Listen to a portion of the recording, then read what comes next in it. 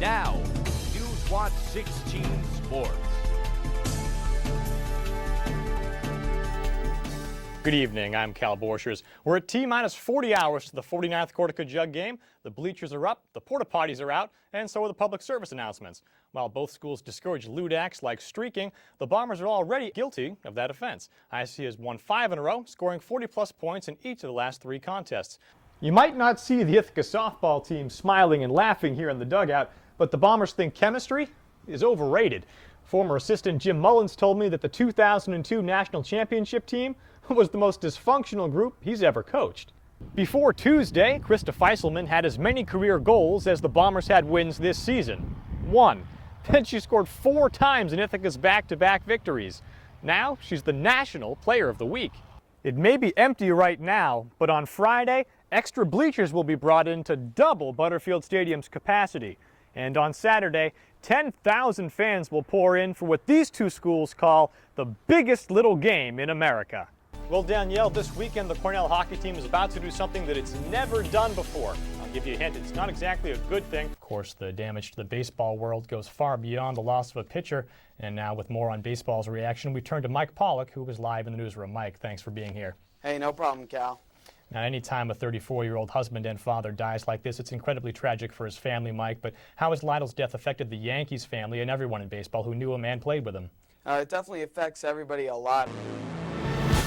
Until 4 years ago, Bomber fans could write a W next to St. John Fisher as soon as the schedule was released. 6 straight wins by an average of 4 touchdowns gave them every reason to be confident. Then came the nail biter. Fires, Wells has it, touchdown! The controversy. Picked off, game over. The Cardinals have won the football game. The pick. He catches that. He's gone. It's a touchdown. Bills 5, 4, 3, 2, 1. And the collapse. And the Cardinals will go up 34-10. Now the showdown with the Cardinals is circled on every calendar as the biggest contest not called Cortica. With Ithaca in an 0-1 conference hole, it's even bigger. The most heated rivalry in the Empire 8 is next on ICTV. Thayer Ashkar made his Bomber debut in his very first game as a freshman. He was 3rd on the depth chart and appeared to be Ithaca's quarterback of the future. But when Josh Felicetti graduated in 2006, it was sophomore Dan Javon who won the starting job. So instead of riding the bench as a senior, Ashkar found a new purpose for that right arm, catching balls as a wide receiver.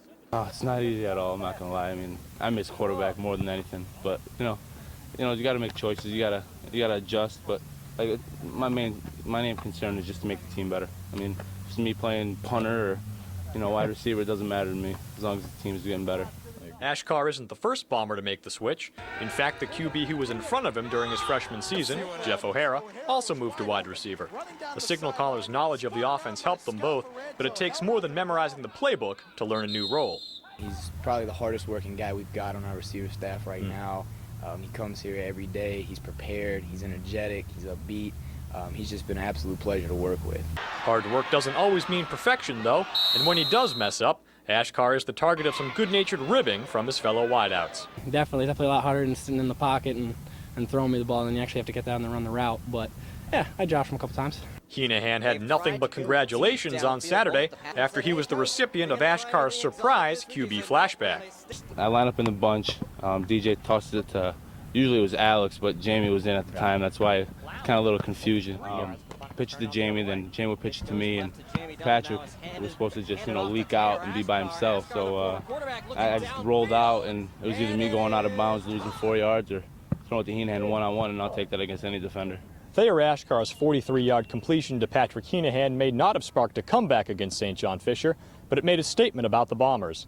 When they need a player to try something new, they know who to turn to. At the practice field, I'm Cal Borchers, ICTV Sports.